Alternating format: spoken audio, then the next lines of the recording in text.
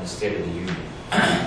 He said, look, I'm the first one to admit that past trade deals haven't always lived up to the hype. As you're hearing, that's definitely a true statement. And because it's true, it's important to really carefully analyze the hype that we're currently hearing about the Trans-Pacific Partnership, the TPP. Many of the economic promises that we're hearing are that the TPP will boost exports, create more middle-class jobs, it'll raise middle-class wages, and lower U.S. trade deficits. These should sound like very familiar promises because they're the same ones that were trotted out for NAFTA, for the Korea deal that Lori just mentioned. So I'm going to walk through how some of these promises have panned out for the predecessor deals. First, more exports. Before NAFTA was passed, NAFTA was very controversial. Before it was passed, President Clinton said, if you pass NAFTA, you'll get, quote, an export boom to Mexico. The reality is that our manufacturing exports to Mexico and Canada have actually grown slower than they did before NAFTA. Also, our services exports have grown slower to Mexico and Canada than before NAFTA. And we actually were presumed to have comparative advantage in services. Our manufacturing growth rate is 62% below what it was a bit before NAFTA. Our growth rate of services exports to Mexico and Canada is 49% below. So that's the opposite of what was promised. Maybe you say, though, well, okay, NAFTA was 21 years ago. We moved on to the 21st century. We have 21st century agreements like the TPP. Well, then let's look at the deals that have been forged in the 21st century, which again were largely a replica of the NAFTA model. Let's look at the Korea deal, which has actually literally been used, as Lori alluded to, has literally been used as the U.S. template for the Trans-Pacific Partnership. We were told under the Korea deal as well that you would get, quote, more exports, more jobs. That was USTR's motto for the Korea deal. If you go on the website, I believe it's actually still there. I'm not sure why they haven't taken it down yet, but it's still there. The National Association of Manufacturers promised that exports to Korea would grow by about a third. Well, in reality, our exports have actually fallen to Korea since that deal. Not just they've grown more slowly, they have actually fallen. This is really anomalous. You would expect just as populations across the world grow, as economies grow, that we would see more exports just as a natural year-to-year phenomenon. They should grow. They haven't. They've actually declined. For the 2014 trade data that just came out, and it showed that for a third consecutive year under the free trade agreement with Korea, our exports are lower than in the year before the deal took effect. And this hasn't been just like one or two sectors. Of the 15 top exporting sectors to Korea, 9 of those 15 sectors have seen a decline in U.S. exports to Korea under the free trade agreement.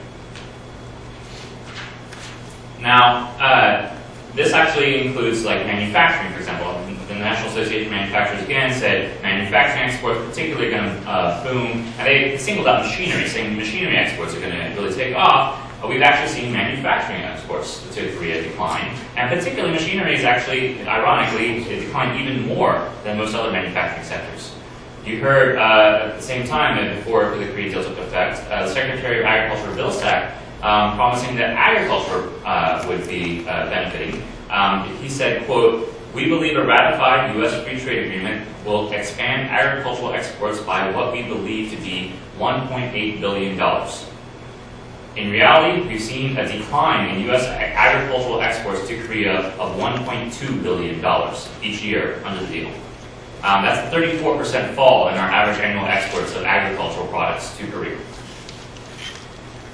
Oh, this is not, NAFTA and Korea, though, are not anomalies. We've seen overall that our exports to our free trade agreement partners have actually been growing more slowly than to the rest of the world. Again, the opposite of what was promised. If over the last decade, if you look at our export growth rate to all of our 20 free trade agreement partners, that growth rate is 20% below the growth rate of our exports to the entire rest of the world. So this notion, this tired promise that more FTAs that will mean more exports is simply not supported by the data. Now, exports are only half of the trade equation, of course. Imports are particularly important because when they exceed exports, creating trade deficits, that displaces U.S. jobs. It also creates a drag on U.S. economic growth. And that's exactly what we've seen under our free trade agreements. But it's not what we were told would happen. We were told, once again, our trade deficits would actually decline with our free trade agreement partners. Under NAFTA, and because of that, we would create more jobs. Before NAFTA was passed, the Peterson Institute for International Economics did a study, a seminal study, where they projected that our NAFTA deficit, our deficit with Mexico particularly, would decline, which would lead to the net creation of 170,000 new U.S. jobs in the first 2 years of that deal. Then the U.S. Trade Representative at the time, Beachy, picked up that strain and said he believed we would create 200,000 new jobs in NAFTA's first year. Then President Bill Clinton picked up the strain and said, you know, quote, I believe that NAFTA will create 1 million jobs in the first 5 years of its impact. You can see how these numbers tend to take on a life of their own in order to pass a deal. The reality is that 21 years later, our NAFTA deficit has increased by $155 billion. That's a 565% increase in our NAFTA deficit. EPI, the Economic Policy Institute, as Les mentioned, has estimated that our trade deficit boom with Mexico alone by 2010 meant the net displacement of about 700,000 U.S. jobs. Now, even before that NAFTA deficit became manifest, even just in the first early signs of that burgeoning NAFTA deficit, 2 years into NAFTA, Barry Peterson, who helped author that study for the Peterson Institute, not Barry Peterson, Gary Hoffbauer from the Peterson Institute, who helped author that study, said, quote, the best figure for the jobs effect of NAFTA is approximately 0. The lesson for me is to stay away from job forecasting. And to their credit, the Peterson Institute's recent study on the Trans-Pacific Partnership did not actually project any job creation from the TPP. That, however, did not stop John Kerry from writing that on the basis of that same study, which included no projection of job creation from the TPP, that the TPP would create 650,000 jobs. That was a claim that was then thoroughly debunked by the Washington Post, given that the study itself projected no new job creation. Again, these numbers tend to take on a life of their own. Now, before NAFTA was passed, some NAFTA proponents promised actually specific companies would create jobs. They said these companies needed NAFTA, they needed these trade deals to increase export markets and would thus create jobs. And ironically, these are often many of the same companies that offshored American jobs to Mexico after NAFTA took effect. Before NAFTA passed, just before NAFTA passed, Senator Mitch McConnell explained why he would be voting for NAFTA. He said, quote, American firms will not move to Mexico just for lower wages. Without NAFTA, United States firms are more likely to move production to Mexico. And then he specifically cited Fruit of the Loom. He said, consider Fruit of the Loom. This fine Kentucky firm, which is my state's largest private employer, expects to boost sales to Mexico under NAFTA and eventually create 1,000 new jobs. Since he said that, Fruit of the Loom has laid off 12,000 U.S. workers, more than 3,000 of them in Kentucky, due to offshoring or import competition. Many of them because they decided to relocate those very factories that Mr. McConnell was bragging about to Mexico. Now, say you think, well, again, NAFTA was an older deal. We've got this newer batch of deals, and we have, what's been bragged about as improved standards. The Korea deal had these so-called improved standards. These are the labor and environmental standards that were negotiated as part of the May 10, 2007 deal. The record indicates that there's actually no correlation between whether or not one of our free trade agreements includes these improved standards and whether or not that trade agreement results in increased trade deficits and more job offshoring. The Korea deal itself provides the best example. Again, this deal included the 21st century standards that we're hearing about today. And yet, the promise of that Korea deal, as we've heard, was 70,000 new jobs. And we've seen in just the first 3 years of the Korea deal, our trade deficit with Korea has jumped more than 70% in just 3 years, resulting in nearly the same amount of jobs lost as were promised to be gained under that deal. Now, that irony is probably not going to be lost on most members of Congress who are now being asked to fast-track into place the Trans-Pacific Partnership.